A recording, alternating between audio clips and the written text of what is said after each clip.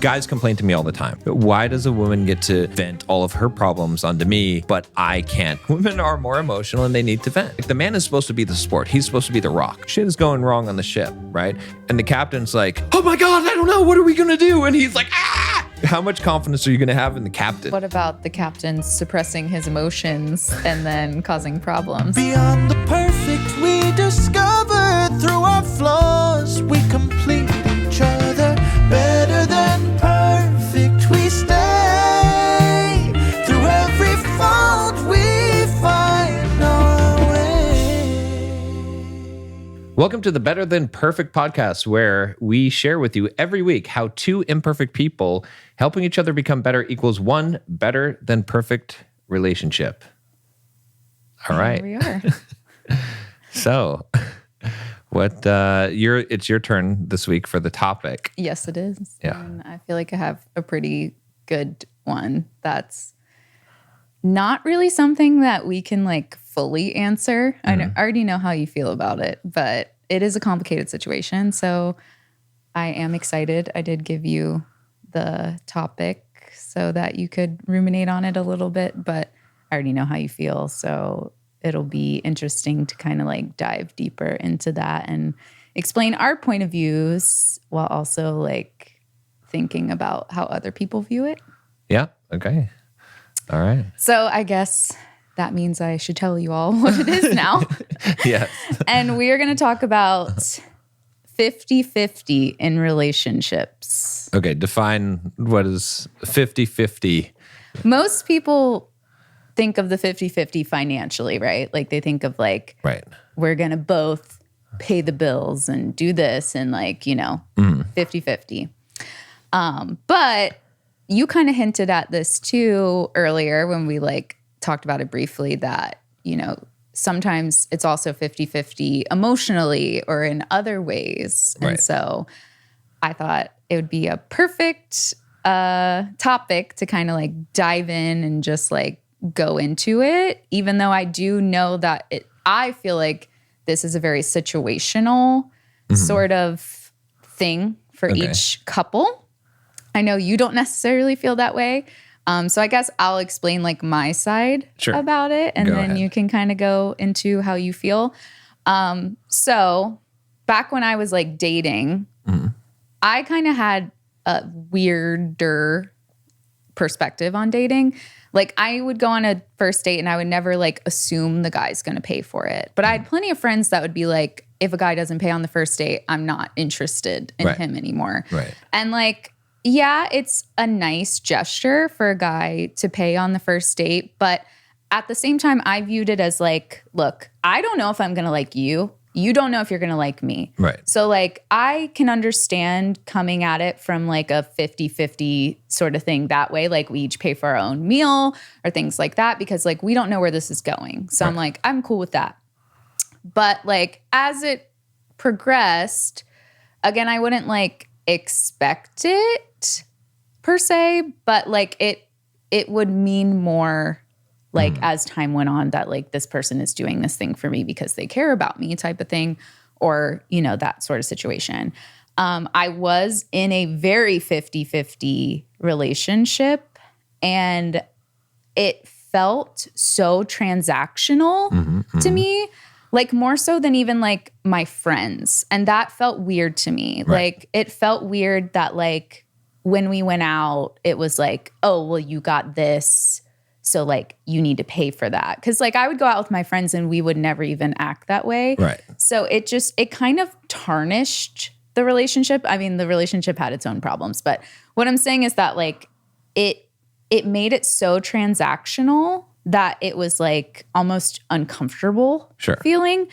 And, I was making less than this guy, right? Which is pretty typical.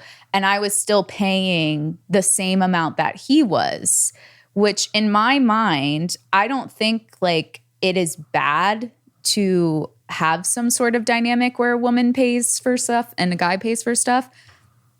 But I think it should be based on salary type of thing. Well, there I would disagree with you, because if you truly want a 50-50, it has to be equal. So it does, if you make... But I'm not saying I want a 50-50. Right. I'm saying that know, it would balance the tables out more, because think of it from my perspective in that instance. I'm we're going out to dinner and we go to a nice dinner and we get a nice bottle of wine. Right. Now I'm going to be eating ramen for the rest of the week. Right. And he's got, all the things. Which is the problem with 50-50, because if it's going to be equal, then it's going to be equal pay regardless of how much money you make, because that's what 50-50 truly is. Otherwise, it's not 50-50. Right? So that's why I understand that. That's why I'm against 50-50 This is completely. my perspective, though. That is what I think would have balanced it out more, because then we could have been on the same sort of playing field. And I didn't even necessarily mind that I was contributing. I never expected to not. You're the first person that I've been with that I don't have to do that. So I never was expecting that. And I think some people might see our relationship and be like, oh, well, she's probably just always let the guy pay for everything. I even told you, I think when we were first dating, that if I didn't want to see a guy again, I would pay for the whole date. Because I'm let me treat you. And this will be the last. Then we're done. Yeah. Make it a good little parting gift. You got a free dinner. And so I let you down easy. So I was never the type of person that would be a guy needs to do this. But I had a lot of friends that were old school and would tell me that they would be upset if a guy didn't pay for a date. Sure. But at the same time, I'm pretty sure a lot of those people are doing some sort of 50-50 or they're two contributing households. Right. And my parents are 50-50 type of people. So I grew up with that. It's not necessarily I didn't see those things, I didn't grow up with our dynamic, but right. There is something that I feel like a man doesn't have to pay for everything in your life for you to have some sort of security, around that but it's the effort that they put in, right? Because I had also dated some guys that didn't have a ton of money and couldn't, pay all my bills. But they did other things that made me feel like they were still supporting me. They would, give me some flowers every once in a while, or they wouldn't make me be all right, here's your Excel spreadsheet of you owe me $7.50 for this cocktail that you got at dinner. And that's also the extreme. I do realize that. Right. And it does work for people. People do it. No, it doesn't work for people. People do it. People do it. It doesn't work for people. And so and part of the reason why it doesn't work for people is exactly what you said, is because if you do a 50-50 and you don't pay attention to the incomes, then that becomes a problem if someone makes more than the other person, or if that changes over time. If you do pay attention to the incomes and now it's now you have an unequal, well, wait a minute. Why are you contributing less? You're bringing less to the table because we're looking at this transactionally. So you should go to college and get a better job, or why don't you upgrade your skills? You're lazy. You see what I'm saying? Now I'm paying more money. But I feel it doesn't work. Think like that, do you even care about the person really? Because it's you would want to put in a little extra because you have a little extra in order for you guys to be on the same playing field as far as because look at it this way. What you just said, if you're really looking at it that way, I would say that you don't care about that person. So back to the story of I'm paying exactly the same and now I can only eat ramen for the rest of the week. Also at the same time, it's now I can't afford to get you a nice Christmas present because I don't have the money left over because of all these things you're going to do. Get another job. But besides financial too, okay. Yeah. But okay, let me give my take on that part then. So I believe that I get it. I mean, I get the whole idea behind the 50-50 and there is, to give a caveat here, there are women that take advantage of men paying for things or expect men to pay for things, right? And don't expect that they're contributing in any way, that they're just they're just taking advantage of the situation, and especially of nice guys. However, as a man, I do firmly believe that a man should pay for everything. And there's several reasons for this. One of them is just to avoid the 50-50 completely, because there's no way to do a 50-50 that works. Because either you're going to have the problem where you treat everything straight down the middle and it's transactional, and then if one person makes more money than the other, that person always feels like they're getting the short end of the stick, or you have to like subsidize the other person, in which case the other person feels like, why am I subsidizing you? So it just doesn't, it turns something that's a relationship into transactional when you start to count the dollars in any way that you do that. And it's not good. Well, I have a quick question. Okay. So since you do support us, Right. is there ever a time where you feel like I'm Absolutely not not. providing No, absolutely something not. No. like to you? No. And how do you not? Because I'm the man, right? Because, well, and there's several, reasons for this, right? So first of all, just as a man, right? A man and a woman are different. The masculine and the feminine are different. And that's really what the point of this podcast is to help people by helping them realize that in order to have a better than perfect relationship, you have to recognize the masculine and the feminine and the different roles, because we're not the same. We're not equal. We're different, right? And those differences actually make something that is better than perfect. That's the whole idea. 1 + 1 = 3. It's synergy, right? And so the thing about it, though, is being the man. It means assuming, we talked about last episode about being the captain of the ship, okay? So if I'm the captain of the ship and I'm steering the ship, all right, and I'm responsible for the ship and I'm responsible for everything, then I have to be accountable, which means that I have to be the one that is financing the operation. I have to be the one that I can't have it. I can't have the authority without the responsibility. And the responsibility means taking care of everybody on the ship. It means making sure that financially everything is taken care of. It means doing all of those things. And so you can't really have that authority, because as a man, I do expect in a relationship to be the authority. I do expect that as a man to be able to be the leader. And if I'm not paying for everything, if I'm not taking care of everything from a financial perspective, then how can I really assume that role, right? So what if you couldn't provide? Then I'm not ready to be in a relationship with a woman. In fact, that's how it used to be in the old days. You have to make enough money to be able to support a woman, or you really shouldn't be in a relationship with a woman if you cannot support her. I believe that, because again, the same guys that will argue against what I'm saying right now, because I know a lot of guys get upset about my viewpoint on this, they complain about single mothers, and they complain about single mother households and women raising weak men. And the thing about that is that or women not being there to raise their kids. Well, in order for a woman to be there to raise her kids, a man has to be able to provide enough for the entire family so that she doesn't have to work. And there's nothing wrong with women working, and women can do a great job. But the thing is that it's more beneficial for a family if there's one sole provider and you have one caregiver who's able to take care of the children and be the nurturer, right? And that's why that family dynamic is one that almost all people would argue is a stronger family dynamic. Now, some people will say, "Oh, well, that's not possible in modern society today. Everything is too expensive." In which case, it's like, well, then maybe you're not ready to start a family. Maybe you're not ready to get married. But what if they're never ready? Then, hey, as a man, life is hard. As a man, you're always in competition with other men. There's never going to be a time as a man where you're just going to be a woman's life is different than a man's life. And there's women are always in competition with other women as well, too, in society. In a different way, right? A man has to be able to survive on his own, and he's not really a man if he can't take care of himself and take care of other people. A woman doesn't have that same issue. A woman, she will be taken care of, right? Whether her father or family or herself. Or herself. But a woman doesn't have to worry as much about that as a man does. A man does have to outcompete other men, and he has to be able to provide. And so it is, to me, it is part of being a man is to be able to provide. And if you go back to even like the tribal days, and if you go back in time, like our evolutionary heritage, right?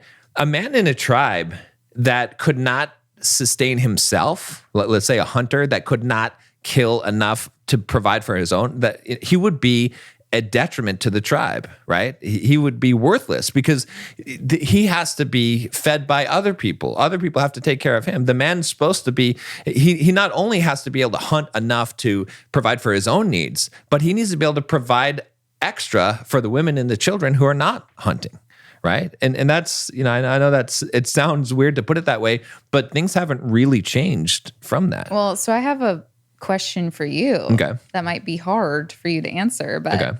So if you think that a man providing everything is the right way, what advice would you give to women dealing with dating in a society where it is mostly men who want to do 50-50? And I do believe that. Yeah. To two things. One, be humble. Okay. Because the problem with demanding that a man pay for you without humility is that then it comes across as taking advantage. But if you're humble, you shouldn't have the expectation that he will pay for you. Right. However, you should have the standard that he will.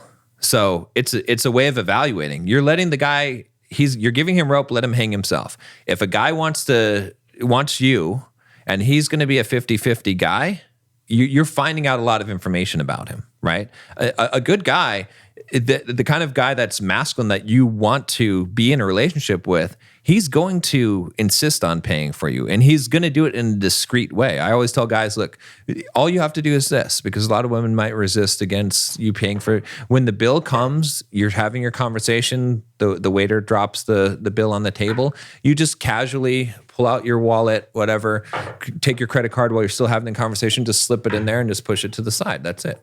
Okay, that's the slick way of doing that. You're not making a big deal of it. You're not like, oh, look, I'm paying for this, so you know what that means tonight.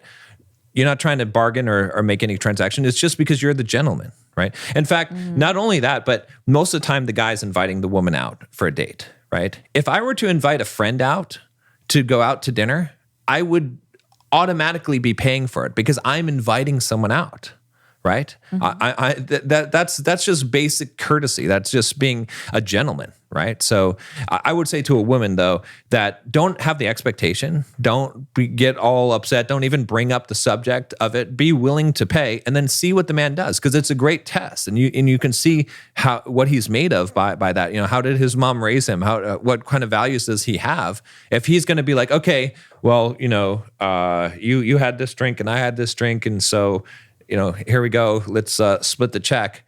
It's not going to be. That's not the guy. Yeah, I mean, I agree, but at the same time, I feel like as a woman who was dating before you came along, like it's hard to like wait for the right guy, because it is, and like I said, I wasn't necessarily looking for somebody to pay for everything for me. Like right. Like I mentioned, was happy with some dynamic that didn't feel like keeping score. Like, because keeping score in general is just not good. Right. Like, right. It's with anything. And so I feel like it's a little hard for women to find, someone who wants to provide for you. Like I said, you can still find somebody that like maybe can't pay for everything that you want and all your bills and all right. those things, but still can provide for you where you feel more appreciated and provided for than like someone who's so heavily 50-50.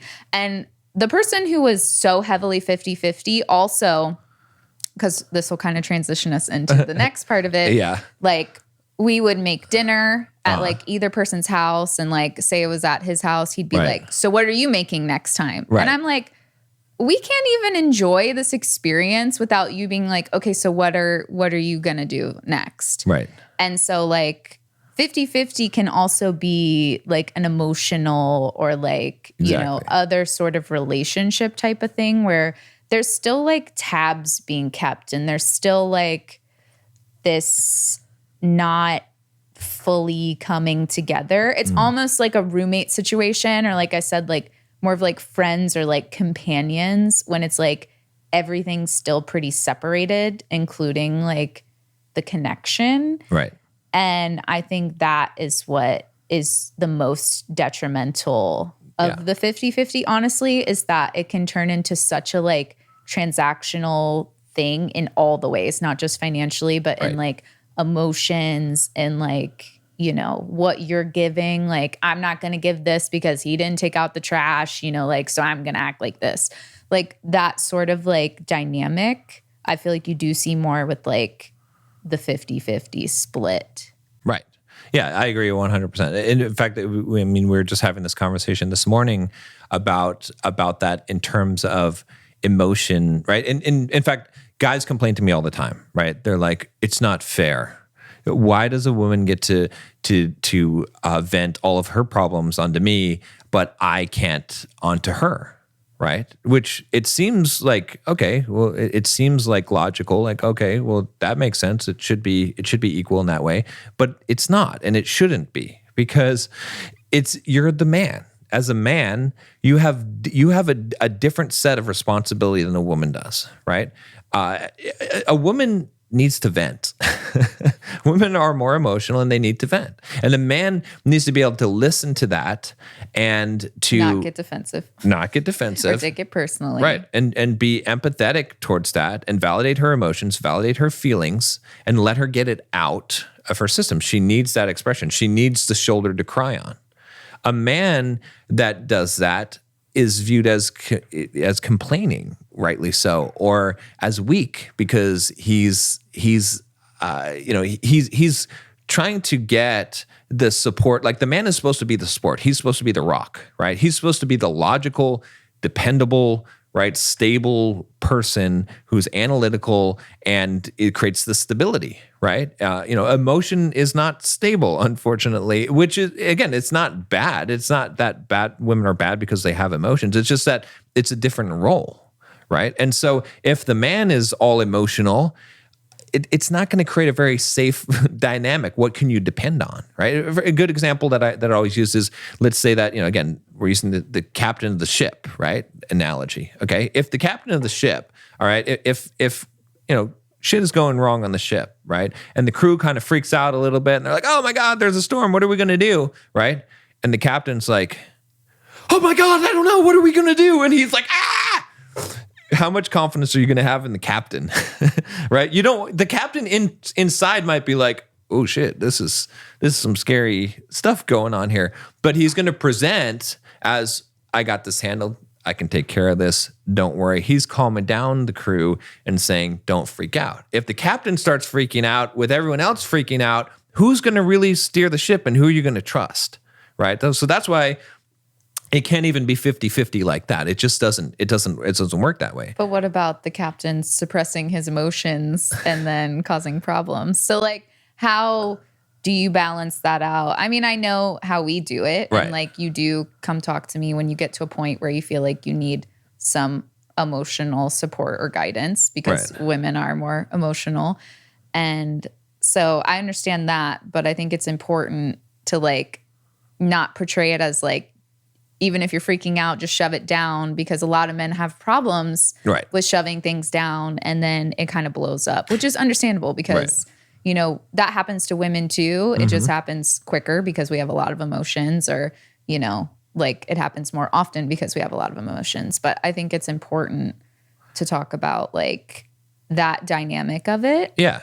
Because men can suppress that stuff and cause more problems in their lives. Well, number one, men need to be stoic. Right? Which doesn't mean not having emotions. It means not allowing your emotions to dictate your actions. That's what it means. It means to not allow the external to influence the internal, right? The ultimate goal of Stoic philosophy, or being Stoic, is tranquility, which means inner peace, which means that the external does not disturb your internal. It's very hard to do, but you should strive as a man to practice to become that. It's good for women to practice that as well, but it's way more necessary for a man to be that, right? Because he has to be that captain of the ship that's not going to freak out when there's a storm. The second thing is that there's 3 ways to handle emotions. One of them is to suppress them. One is to express them. And the third one is to process them. And if you just, as a man, express all your emotions all the time, that's not good, especially bad emotions, anger, sadness, uncertainty, envy. Just expressing those things out freely is not a good plan. It's going to cause a lot of chaos. All right. then if you don't express it, what do? A lot of people think the only alternative is to repress it. Repressing it is like you're trying to block expressing it is like the water is coming towards you, the river is flowing towards you, and you're just like deflecting it all over everyone else. Repressing it is you're just absorbing all the water. It's just coming into you and you're just absorbing it, right? And it's just like you're eventually going to blow up because you're going to fill up with water, right? That's what repressing is. It's not actually feeling the emotions in the moment. It's just ignoring them, what you're feeling. It's not being aware. Processing them is letting the river flow through you. So you're still feeling them. You're just not expressing them outward.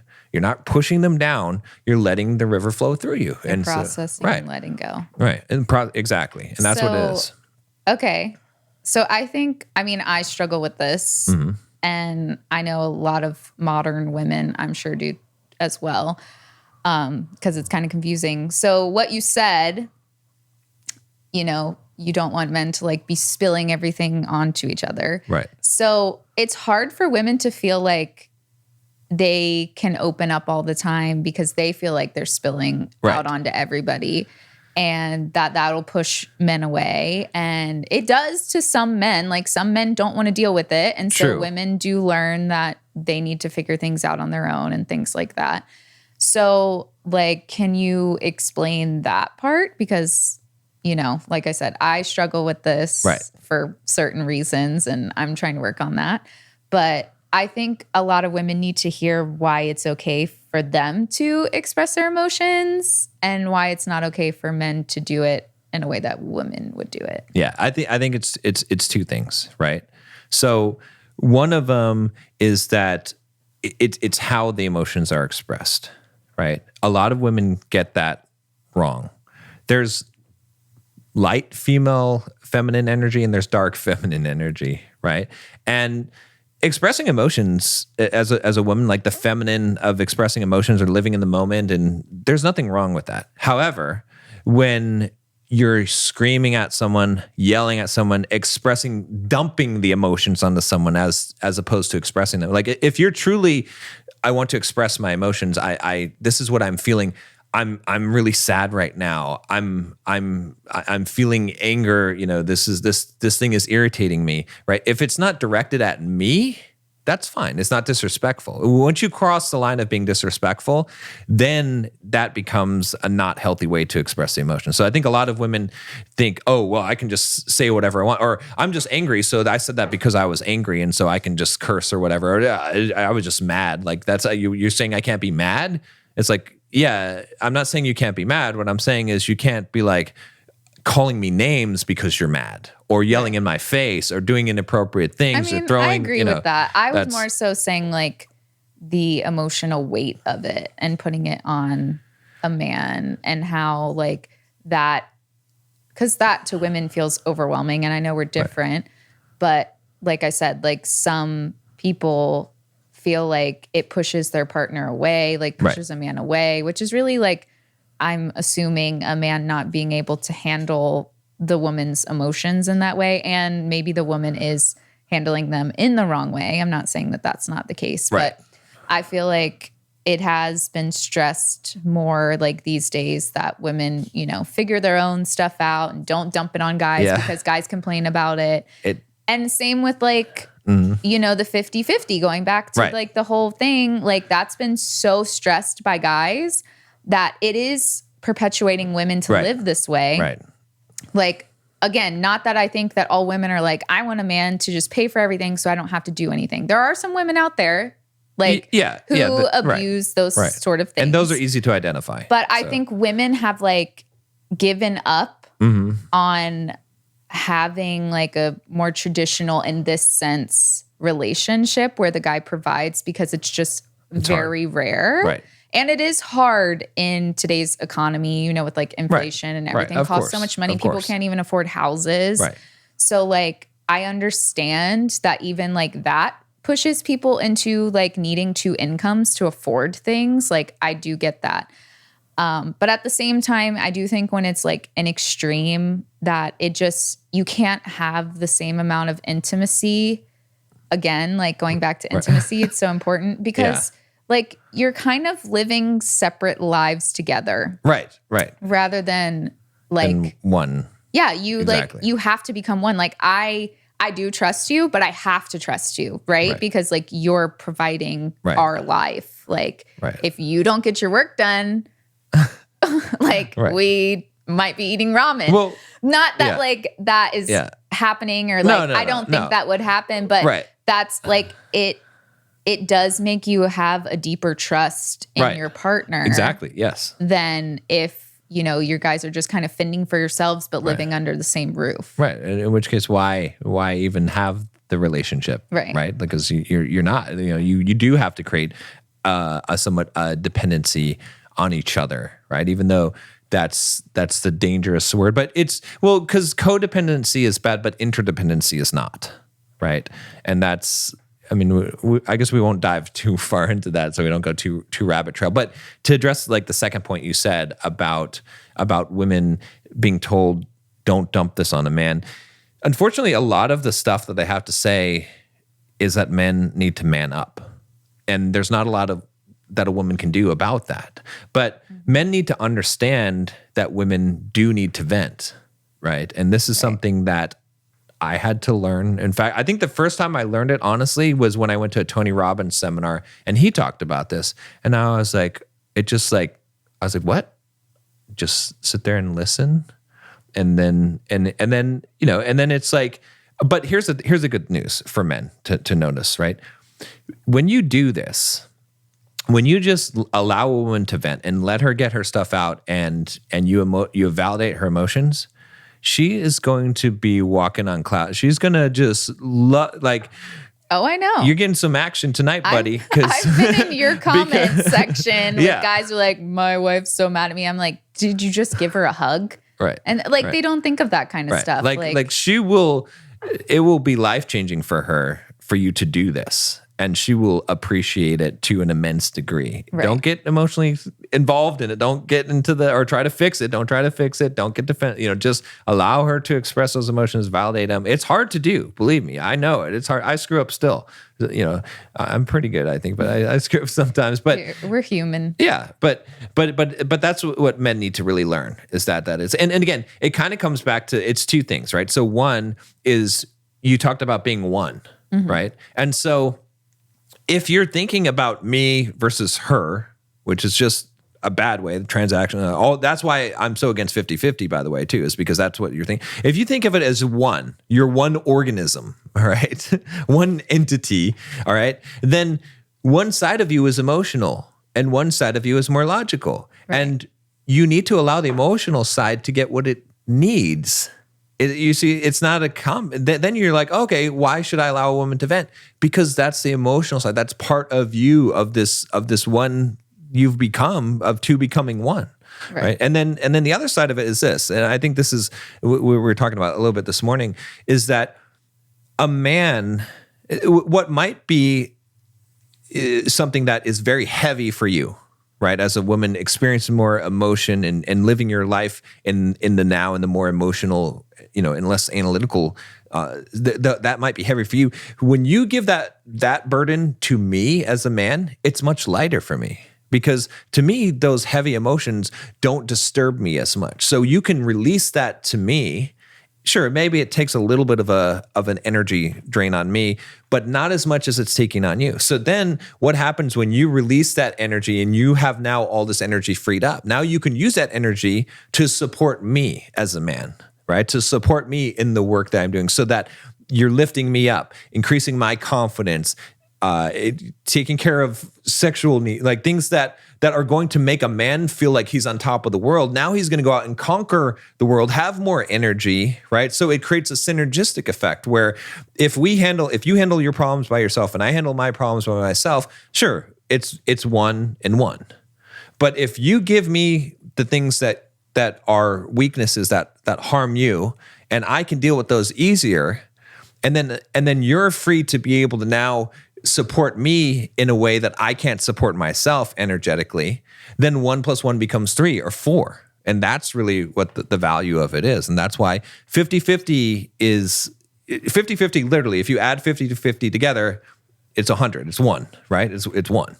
But when you don't play 50-50, you can have bigger than one, but you can never have bigger than one with 50-50. Right. I mean, I agree. I think something that I want to talk about for a minute is that realistically, I don't think a lot of people right now can do where they provide everything for everybody. And so I want to talk about ways that you can still have that, like closer amount if you are doing 50-50 right now and you want to make your relationship better. And so what I think is so important and what still blows my freaking mind is people who are married. Now this is married people. Okay. Who have separate bank accounts. I'm with you. Like, do you trust your partner? Like that just to me is like a huge red flag. Like you don't trust each other. There needs to, you can have your own separate, but there needs to be a joint. Like, and you need to put money in there together and pay the bills that way. Right. Like, I feel like the second you like are like, okay, well, you'll pay this and you'll pay this. It's like, then you guys start keeping tabs on each other. You just pile it together. Right.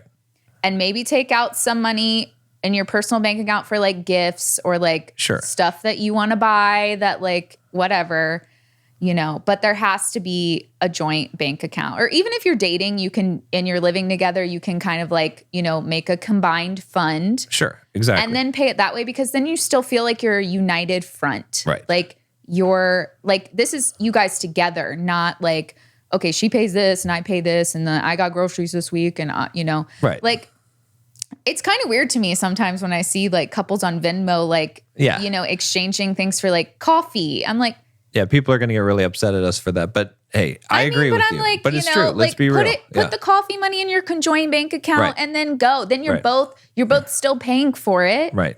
But it's not like this, you know. It's less transactional. Right. Yeah, exactly. Like everything is so transactional and that will like bring you guys further apart rather than together. Yeah.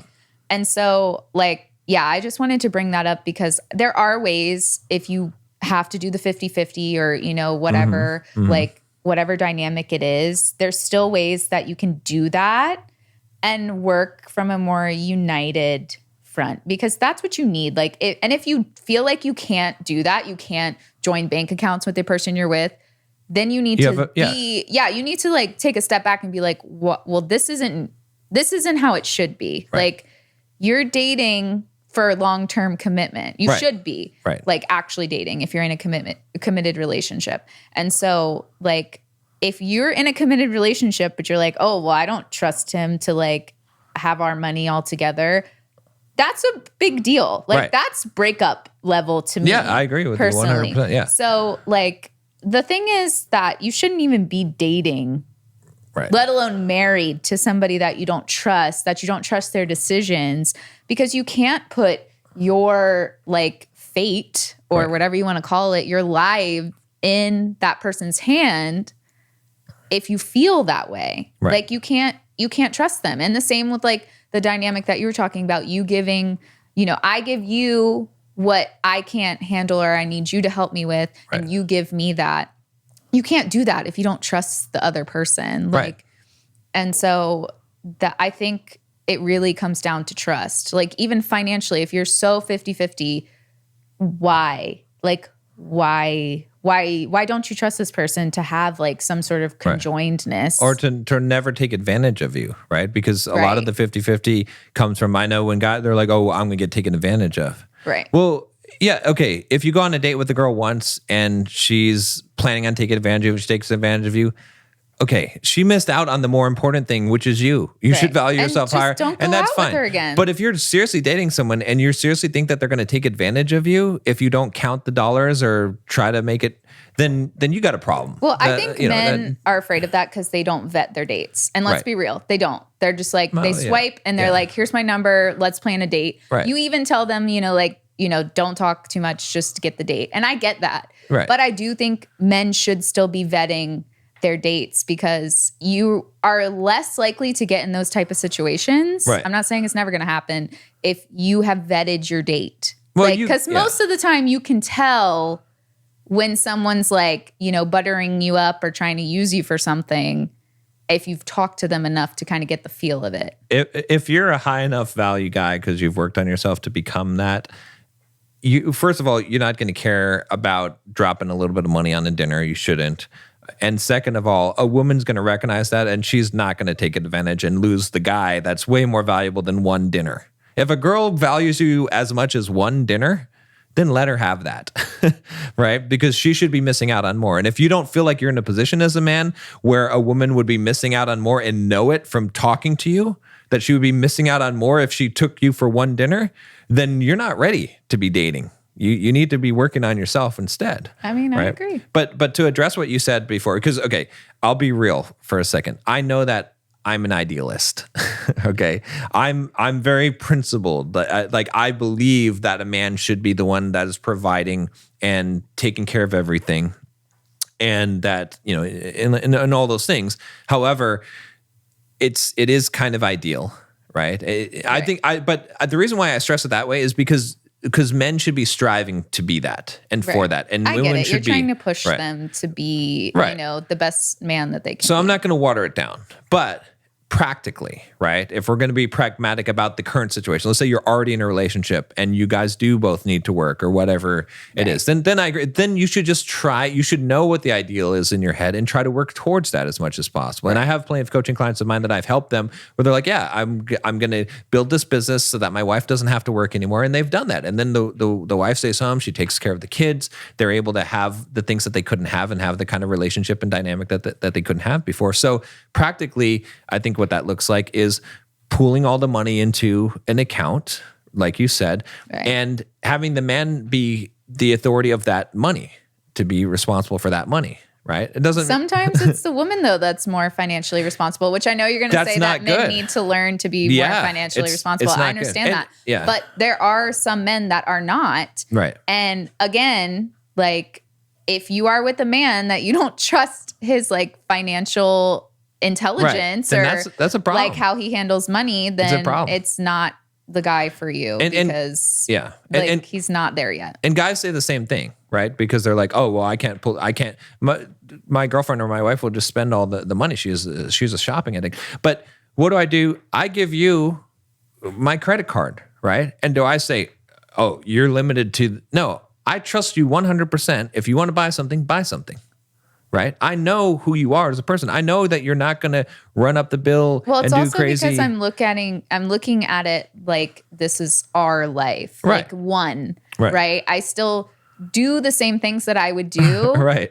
if I was on my own, right? And I was a very like financially responsible person and a responsible person in general. So like if, you know, I'm not just going to go buy like a new designer handbag just to do it. Like, because that just doesn't make sense to me. Right. It's like, if we have like a discussion or like, you know, whatever, and like we come to that together, or like there's some reason I need this thing or like whatever, or I want to treat myself because I haven't in a while, like that's different. But I would never just like go impulse spend, which I do feel like some women might do that if they're in this sort of situation, if they're like not using their own knowledge, or maybe they don't have the knowledge because their parents, you know, supported her until she was however old and she didn't really have enough time to do things on her own. So that separate note, but I do think women need to learn to be on their own because I think it instills in them things that they need to learn. I agree. But at the same time, you also have to like find the right person to trust to let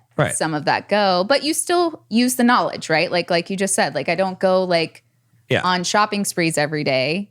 And that's the difference, is that like I treat it like I would treat it as my own money because it's our money. Right. Like I'm not taking advantage of it like, oh, this is his money. So you know, I'm going to go buy whatever I want. Right. Like, and so you have to look at it as one. Right. Like that's the whole thing. And that's why like the people who aren't where we're at, where you're talking about, they can still get that oneness, and they need the oneness because otherwise what are you doing?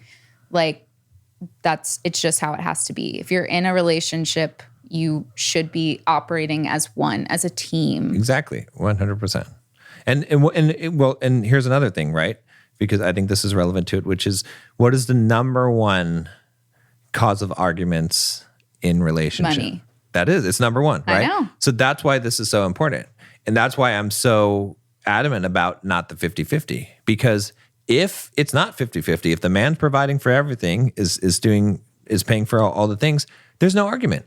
Right. I mean, there's very little argument, right? Because you could argue about, oh, she's spending too much money or whatever, he's not being financially responsible. But that's the amount of the argument that you could But really you can still even have a conversation about that. Be like, Sure. hey, Right. like this is where we're at, right now, like, Right. that might affect some, if you go out and purchase something, like, just keep that in mind that this is what we're looking at right now. Right. But that can also change. Like there should still be those conversations, and we even still have those conversations. Right. Because again, it's even though you're running it financially, we're still working together. Exactly. Yeah. If that makes sense. And you might have a budget, and you can have a budget, and you can form a budget, together, and those type of things. The other thing I was going to say about the 50-50, I just lost it now. There was something else, but I can't remember. I can't remember what it was now. So maybe it'll come to me. But I'm sure we'll have other episodes that little tidbits of different things will go in, because there's so many different topics. But yeah. I don't want to discourage people, because no, that's not. I know where people are operating from, but at the same time, it's I do feel like as a woman, it's hard because you feel like all these guys are 50-50 and they're so strict about it, or so to a T, right, that you have to follow their lead, really, or you leave, right? And but the thing is, you date and you run into more guys that are like that. So then you start being this is the reality of the world we live in now. I know, it's and sad, so I have to get used to it. And so that's why I really wanted to kind of dive more into this, because there's different reasons for all of it, right? Right. But there are some people, like I said, that have to have two incomes to pay for stuff. People can't even afford houses and stuff these days. I know that you're going to say work harder, but live less on, right. You don't have to have the iPhone and the car and the, you know what I mean? Look, it'd be better to live a more humble means and have a better family.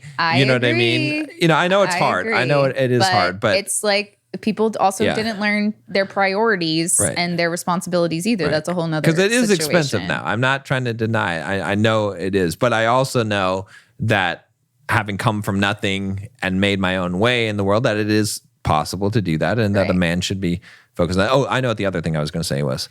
This is the one that women complain about, and rightly so, is because 50-50 guys, all right, they want to do the money 50-50 and the woman working, right? And then be in charge still. And be in charge, but they don't want to do the chores 50-50. Oh, yeah. Right? And women rightly complain about this, right? And so the thing is, look, if a guy's going to have the woman work, like you said, sometimes they need to because it's expensive, right, then you kind of have to be 50-50 on the chores and childcare. They don't have 50-50 everywhere else. You said, if you want to go 50-50, it's got to be 50-50. And a lot of men don't do that. They want 50-50. Right. And then they want to still be the man and in charge and not have to do the things and not have to, pull their weight in other ways.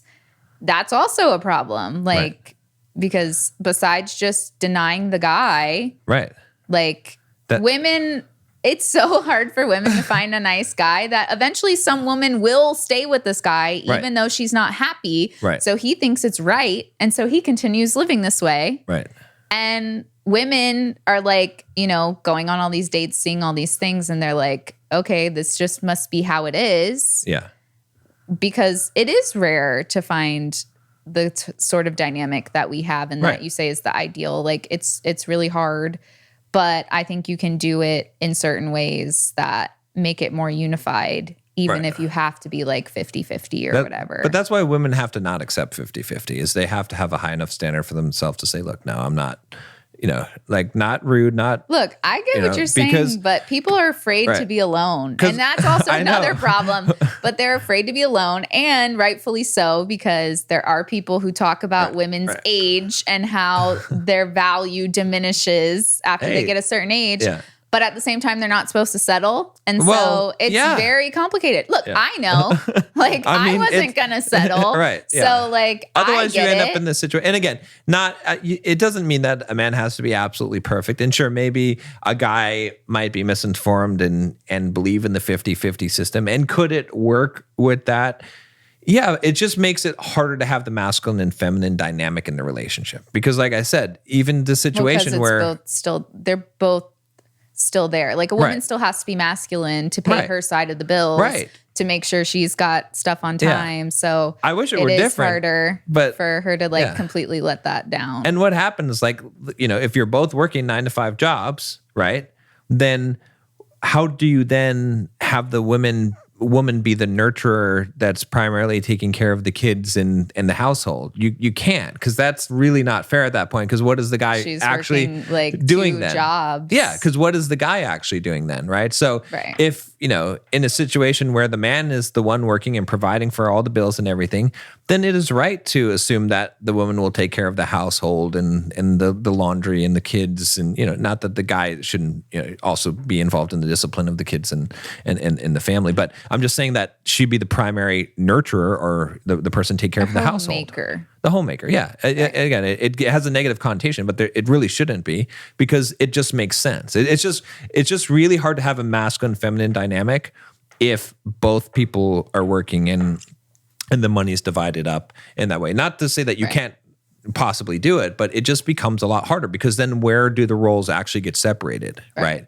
It's And they're not. They're equal. So it becomes more like that. There's still the masculine aspect of the man being the more stoic, the masculine attributes of being the more stable and rock and analytical, and the woman being the intuitive power of now, and the feeling and the emotion side of things. But I I'm think sure you still have that. her being more in her masculine does cause them to butt heads too more For sure. at time, because Right. she feels like they're on the same playing field, because they are at Right. 50-50. Like you said, you should be on the same playing field. So it's almost like 2 leaders trying to lead, which is like difficult. And a woman goes to work, and she has to be in her masculine in the workplace, right? Because it's a masculine environment. Right. And then she comes home, and now she has to try and switch over to the feminine, which is tough. A lot of women struggle with that, because it is a tough thing. And I wish I had, I can give you what I think is ideal. I wish I had a solution for everyone, because I know people are upset. They're like, that's not going to work. That's impractical. I get it. I think we gave a good solution. Yeah, but you have to work. At least you can try to be as close to move things in that direction as possible, Right. and to set up an ideal. And if you are single, then you can say, no, this is how I want my future relationship to work. Right. And I'm going to, if you're a man, you can say, I'm going to build up my ability and finances and make sure that I can provide for a woman and a family before I look into a serious relationship, which I usually advise that guys wait until they're their 30s to get into a serious relationship anyway. And that's part of the reason why. And if you're a woman, you can say, look, no, I'm not going to just lower my standards. I'm going to say, hey, if I'm valuable enough that if a man wants me, then he should want to provide for me and take care of me. And if he doesn't, then, if he's not going to be able to do that, then I'm going to hold that standard there. That's what I would say. I agree. So I think we covered I think so. I think we good did. We did. We're amount good. on that topic. I Yeah. mean, it was hard because I knew that you were going to say what the ideal was. Yeah. But at the same time, like, I do think that it's important to like try to help people that maybe aren't there yet, or, Right. Can't be there right now, or that sort of thing. Or people, like you said, who are still dating Right. and, really want a certain type of dynamic. Yeah. Because I think the key to a lot of things that we'll be talking about on this entire podcast is the intimacy and the trust and Right. the oneness. Right. Exactly. Because you don't have this separation when you feel like you're working as a team, like as a unit, which is what a relationship and marriage ultimately is. Like, that's the core foundation of it. And it's kind of, gotten into different, I mean, I guess technically it used to be like a business transaction like way back in the day, but it's kind of getting more back to that, if that makes sense. Like in a different way. Exactly. Yeah. So I think it needs to go back to like what everybody wants, like men want, women want, and that's love, and that's a partner. Exactly. Yeah. So yeah. Yeah. And then I forgot. See, I always forget what I was gonna say something about the. I can't think of it now. I don't know.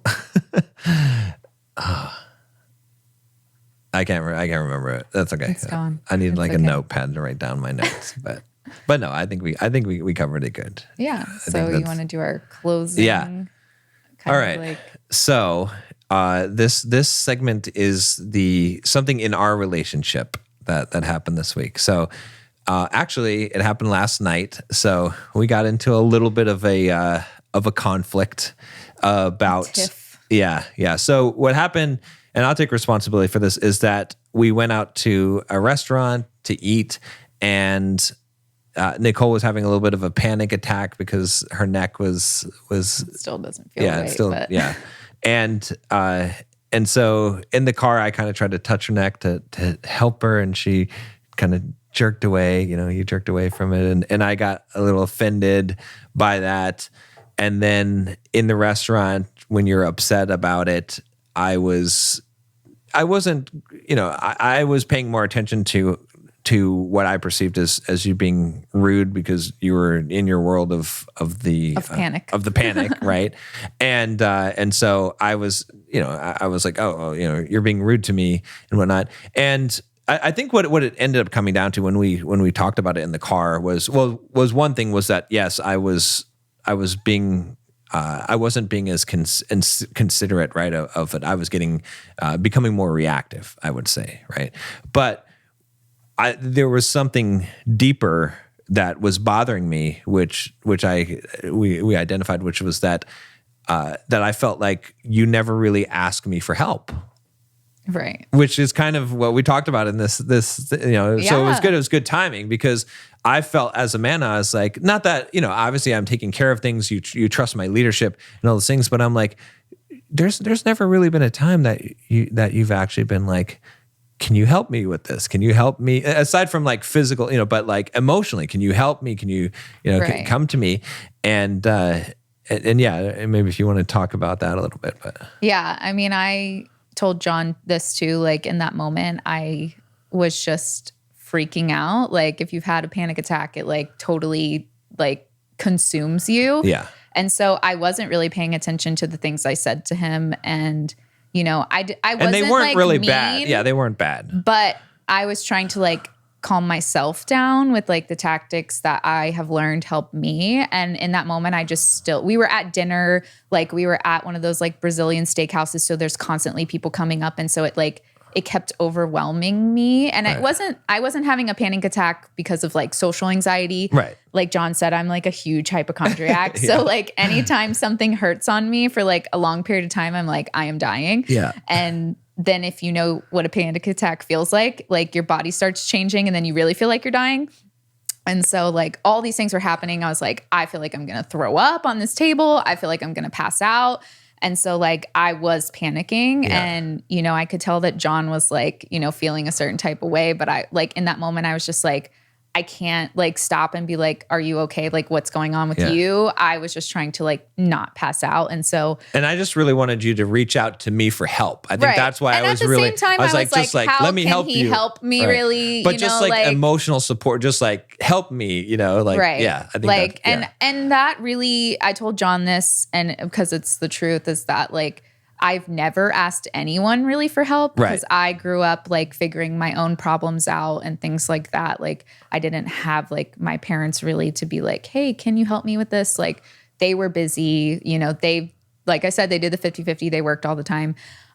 So it's like, I never had that. And then also like a part of like my childhood, and that experience also made me feel like a burden. And being a woman, like I said, that's why I wanted to discuss it, is like putting all your stuff on somebody. You feel like a burden. You feel like you're like weighing someone else down. You're bringing them down with you. Right. Like, and so I just didn't want to do that to you. And like, you do provide for our family. So I was like, I don't want to add my to it, problems right. on top of his.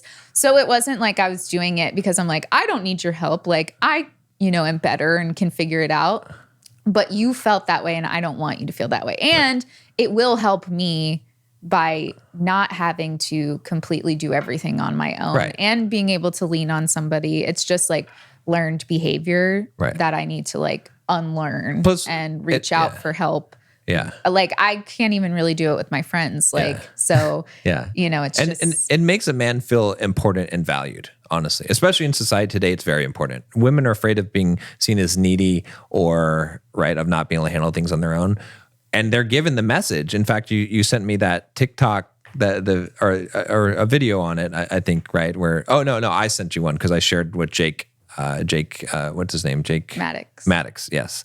Good Instagram account if you check him out. But what he said about women being needy, and that men do want women to be, it makes a man feel like he's useful. Men need to feel useful. Like the minority of what's being told. I really only heard it from him and you in that instance. And so like, again, I think that's maybe like a whole nother episode that we should do. But like it did uncover something that I needed to work on. Like I do need to reach out for you for help, and other people too. Cause there's plenty of people who are like, let me help you. And like, I'm just like, well, let me just do it myself. Cause I don't want to put anything on them. Right. Like, I'll just figure this out. And that's, like I said, how I've always operated. So it is hard kind of getting out of that. But like, I do trust you, and I want you to feel that way. And I want you to feel like I need you, and I do need you. Right. So it was good to get kind of like to the root of that, even though I felt horrible, and I still feel horrible that I ruined our date. Like we literally like had to leave because it was pretty bad. Like I haven't had a panic attack like that in a long time. And I haven't had a panic attack at a restaurant before. Yeah. So it was just it's fine. A whole experience. The money doesn't matter. Like I was saying, the value with this is the Better Than Perfect podcast. And the whole point is that it's through these things that, it's not a perfect relationship all the time. Like there are things that come up, that's good. And that's what makes it better than perfect, is because we both grow through the experience, because we do it in a healthy way, where even though there's some conflict, it's handled in a healthy way, and it produces growth after that. So it's good to show the like humanized side, because like so many people, especially on social media and stuff, like present that their lives are perfect, and you never see the like other parts. And we don't want that. Like we're trying to like show how like the way that we mess up and make mistakes actually makes us stronger. Exactly. And with real that story. people can do that. Yeah. So, And with that said, I think that's also worth saying real quick that we're going to say a lot of things that might seem like they're judgmental or might offend some people that we know that even that watch this, but we're not making any judgment on anybody else. We're just giving our true, honest truth without worrying about if it offends someone, because that's what and people have to figure their things out. And they can but it's not meant to be a judgment in saying that, these people are bad or wrong because they're not doing it the way that we believe is correct. It's just, we're going to give our full truth, and we're not going to hold back because we're afraid of hurting someone's feelings. And that's the truth. That's why I try to keep people's feelings in mind, but Yeah, I mean, you can do it in a gentle way. You have to, but at the same time, I know that some people are going to be offended by the 50-50 thing, or what we talked about, last week, but I think we also acknowledge that, everybody's at their own place, and everybody wants certain things. And like, it's more about like the root of what's going to make your relationship better, rather than like being 50-50 or not type of thing. Like, is there like a more ideal thing? Sure. But is that like achievable to everybody right now? No, like that's the reality. So I think it's important to like give the actual tidbits of information that are going to help people get to where they want to be, which most people want really good relationship with the person that they're choosing to be with. So, and that's what this whole podcast is for. So, and that's why we have to show that we make mistakes and we mess up and we have, you know, conversations that help us get to a better place. Like, will we make some of the same mistakes again? I'm sure. Sure. Yeah. But we both actively try to put what we talk about to like action, like in action, and that makes a difference. Yep. So awesome. All right. Well, we'll see you guys next week. Through every